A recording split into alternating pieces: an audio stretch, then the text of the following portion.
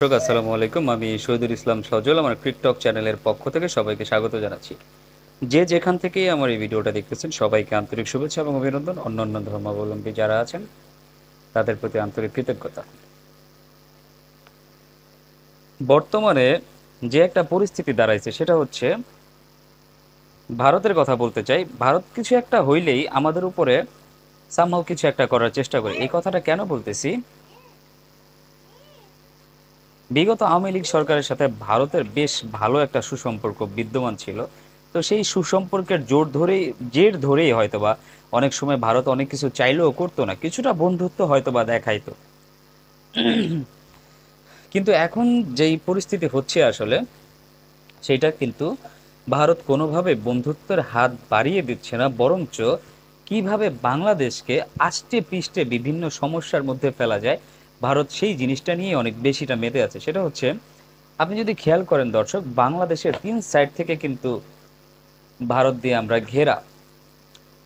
এমন ধরেন আপনার পঞ্চগড় বলেন, রংপুর বলেন, ঠাকুরগাঁও বলেন, এই সাইড, আপনার সিলেটের এই সাইড ধরেন, মেঘালয়টা যেই দিকটাতে পড়ছে সেই দিকটাতে আমরা ভারতের একটা পাশ আছে। আবার কুমিল্লা, নোয়াখালী, তারপরে আপনার হচ্ছে ফেনী, এই সাইডটার এই পাশে ভারতের আরেকটা প্রদেশ আছে যেটা বলে ত্রিপুরা। তো এই বিষয়টা নিয়ে এইটা এইটা কথা বলতেছে সেই জন্য যে গতকালকে গতকালকে মধ্যরাতে ভারতের ত্রিপুরাতে যে আপনার ডুম্বুর নদীর যে ব্যারেজটা আছে সেই ব্যারেজটা কিন্তু হঠাৎ করেই খুলে দিছে ভারত। সেটা খুলে দেওয়ার পেছনে রিজন হচ্ছে, ত্রিপুরাতে অনেক বেশি পরিমাণ বৃষ্টি হয়েছে, যেই বৃষ্টির পানিটা ঢলের কারণে নদীর পানির যে ধারণ ক্ষমতা সেটা অনেক বেশি হয়ে গেছে, উচ্চতা অনেক বেশি হয়ে গেছে, যেই কারণে তারা এই ব্যারেজটাকে খুলে দিছে।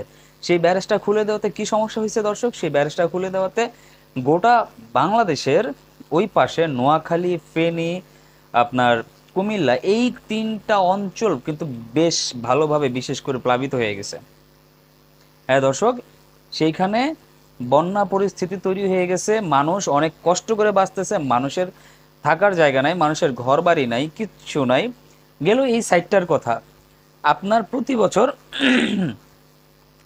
প্রতি বছরই প্রায় সিলেটে কিন্তু বন্যা হয়। এটারও রিজন কিন্তু প্রত্যক্ষ এবং পরোক্ষভাবে একটা বাদ ভারতের কোনো একটা বাদ। আবার ধরেন আপনার রংপুরের যে বন্যার পরিস্থিতির কথা বলতে চাই, উত্তরাঞ্চলের সেইখানের যে ওই যে তিস্তা বাঁধ প্রকল্প যে একটা কথা বলা হয়েছে, সেটাও যদি ভারত খুলে দেয় আমাদের দেশ কিন্তু বন্যায় প্লাবিত হয়ে যায়।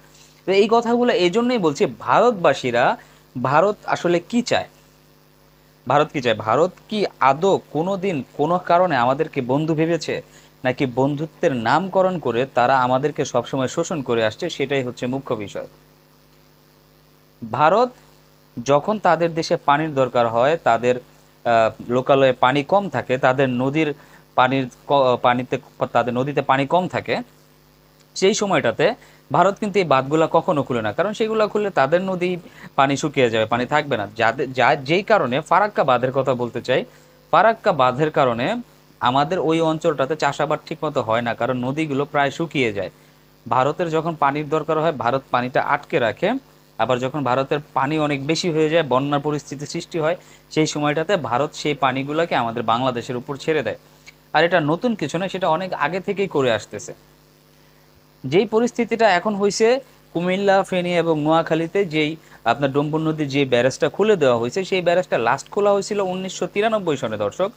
সেই সময়টাতেও কিন্তু বাংলাদেশে বন্যা হয়েছে, আর এইবার খোলা হইলো।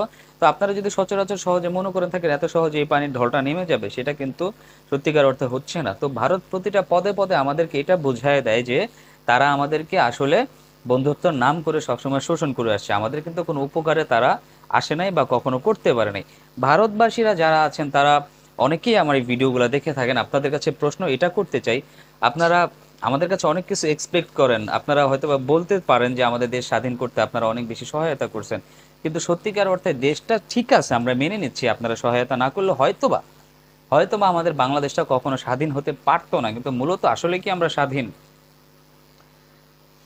আপনারা বন্ধুত্বের নাম করে যেই ধরনের ফ্যাসিলিটিসগুলো আমাদের কাছ থেকে নিচ্ছেন, আমাদের কাছ থেকে পাচ্ছেন, বড় কান্ট্রি হিসাবে আমাদের মতো একটা ছোট দেশের উপরে যেইভাবে আপনাদের অবাঞ্ছিত জিনিসগুলো আমাদের উপরে ফেলে দিচ্ছেন, সেটা কতটুকু যুক্তিযুক্ত? সেটা কতটুকু যুক্তিযুক্ত সেটা আমার চাইতে ভালো, আপনারা যদি বিবেক থাকে, বিবেক যদি আপনাদের থেকে থাকে, আপনারা যদি বিবেচনা করে থাকেন, তাহলে আপনারা নিজেরাই বুঝতে পারবেন। দর্শক, আমার চ্যানেলে যারা নিয়মিত ভিডিওগুলো দেখেন, যারা আমার দেশের দর্শক আছেন, তারাও হয়তো বা আরো একটু বেশি ভালো করে বুঝতে পারবেন ভারত কেন এই জিনিসগুলো করতেছে হঠাৎ করেই। আপনাদের যদি বাঁধ খোলারই দরকার হইতো, অ্যাটলিস্ট অন্তত পক্ষে দিনের বেলায় খুলতেন, কিংবা কাউকে জানাইতেন যে এরকম এরকমটা খুলতে যাচ্ছি, আপনারা আপনাদের এই অঞ্চলের মানুষদেরকে নিরাপদ স্থানে নিয়ে যান। সেটাও তো আপনারা করেন না। আপনারা কি করলেন, মাঝরাতে যখন মানুষগুলো ঘুমাইতেছিল, মধ্যরাতে আপনারা ব্যারেজটা খুলে দিলেন যাতে কেউ কিছু না জানতে পারে, না দেখতে পারে। এটার মানে কি? এটার মানে হচ্ছে এইটাই যে আপনারা অবশ্যই আমাদের ক্ষতি চাইতেছিলেন, যাতে হঠাৎ করে বন্যা প্লাবিত হলে অনেকগুলো মানুষ মারা যায়, অনেকগুলো মানুষ বিপদগ্রস্ত হয়। সেই জিনিসটা আপনারা অবশ্যই চাচ্ছিলেন। আর এটা চাচ্ছিলেন বিধায়ী আপনারা কাউকে না জানিয়ে না শুনিয়ে মাঝরাতে গিয়ে আপনারা সেই ব্যারেজের মুখটা আপনারা খুলে দিয়েছেন, যার কারণে আপনারা নিজেরা বাঁচার জন্য আমাদেরকে মারতে উঠে পড়ে লাগছেন। তো দর্শক, আপনাদের কি মনে হয় ভারত কতটুকু আমাদের বন্ধু? আসলে কি বলবো, বন্ধু বন্ধুর বন্ধু এরকম হয় না। বন্ধু হইতে হইলে সব দিক দিয়ে বন্ধু হইতে হয়। আপনারা ওই যে 1971 আমাদেরকে হেল্প করছেন দেশ স্বাধীন করার জন্য, সেই চলে গেছে, আজকে কিন্তু স্বাধীনতার প্রায় 53-54 বছর হয়ে গেছে। 53-54 বছর হয়ে গেল, আপনারা যেভাবে মনে করতেছেন যে বাংলাদেশটা আসলে আপনাদের, বাংলাদেশটা আসলে আপনাদের, ভাই নিয়ে নিতেন বাংলাদেশ, যদি দরকারই ছিল বাংলাদেশটা নিয়ে নিতেন। অ্যাটলিস্ট এরকম দ্বিমুখী আচরণ আপনারা কোনো সময় করতে পারতেন না অন্তত পক্ষে তখন। এখন যে জিনিসটা করতেছেন, আপনারা না নিলেন বাংলাদেশ, না দিলেন কিছু বাংলাদেশকে, দেশটা শুধুমাত্র শাসন করে স্বাধীন করতে হেল্প করছেন, তারপর থেকে আমাদেরকে শোষণ করেই যাচ্ছেন, করেই যাচ্ছেন, করেই যাচ্ছেন। আপনাদের জন্য প্রতি বছর আমরা কি পরিমাণ ক্ষয়ক্ষতির সম্মুখীন হই সেটা আপনাদের জানা নেই। যদি সেটা বলতে যাই, ভিডিও 8-10 মিনিটের ভিডিও থেকে ভিডিও হয়ে যাবে আধা ঘন্টা, হাফ অ্যান আওয়ার বা 1 ঘন্টার ভিডিও হয়ে যেতে পারে। তো এইগুলা কথা বলে সত্যিকার অর্থে কোনো লাভ নাই। আর একটা কথা বলি, কিছুদিন আগে আপনারা যে বিষয়টা নিয়ে তর্ক করেছিলেন, বাংলাদেশে যেই ছাত্র আন্দোলন গেল কিছুদিন আগে, সেইখানে ওই ছাত্র আন্দোলন বিজয় লাভ করার পরে হিন্দুদের উপরে, সংখ্যালঘুদের উপরে অনেক হামলা হচ্ছিল, সেইগুলো নিয়ে আপনাদের মিডিয়া অনেক চর্চা করছে, অনেক কিছু বলছে। হিন্দুদেরকে মেরে ফেলা হচ্ছে, হিন্দুদের অধিকারচ্যুত করা হচ্ছে, হিন্দুদেরকে ঘরবাড়ি ছাড়া হচ্ছে, আপনাদের মন্দিরে আঘাত করা হচ্ছে। তো আপনাদের কাছে এখন কোয়েশ্চেন, আপনারা যখন পানিটা ছাড়লেন, যেই অঞ্চলটাতে ছাড়লেন, কুমিল্লা, ফেনী, নোয়াখালী, এই সমস্ত অঞ্চলে জানায় রাখি, এই সমস্ত অঞ্চলে কিন্তু হিন্দু মেজরিটির লোক অনেক বেশি। তো আপনারা কি এখন দেখলেন না সেখানে হিন্দু আছে না মুসলমান আছে? তো এখন আপনাদের নৈতিকতা, আপনাদের বিবেক বোধটা কোথায় গিয়ে দাঁড়ালো? এখন আপনারা চিন্তা কেন করতে পারতেছেন না যে আপনাদের এই পানির কারণে হিন্দুর ঘর ভেসে যেতে পারে, হিন্দুর ঘর ভেঙে যেতে পারে? এগুলা কেন চিন্তা করতেছেন না এখন? বন্ধু যদি বলতে হয়, সব দিক দিয়ে বন্ধুত্বটা বজায় রাখেন। শুধুমাত্র নিজেরা বাঁচার জন্য বন্ধুদেরকে সবসময় বিপদের মুখে ঠেলে দিবেন, সেটাকে বন্ধুত্ব বলে না, সেটাকে বলে স্বার্থপরতা। দর্শক, আপনারা যারা আমার এই ভিডিওটা দেখলেন, তাদের কাছে কি মনে হয় আমার কথাগুলো কতটুকু যৌক্তিক, কতটুকু অযৌক্তিক? আমার এই ভিডিওটাতে আপনাদের সবার কমেন্টস প্রত্যাশা করতেছি। সবাই ভালো থাকবেন, সুস্থ থাকবেন। সালামু আলাইকুম।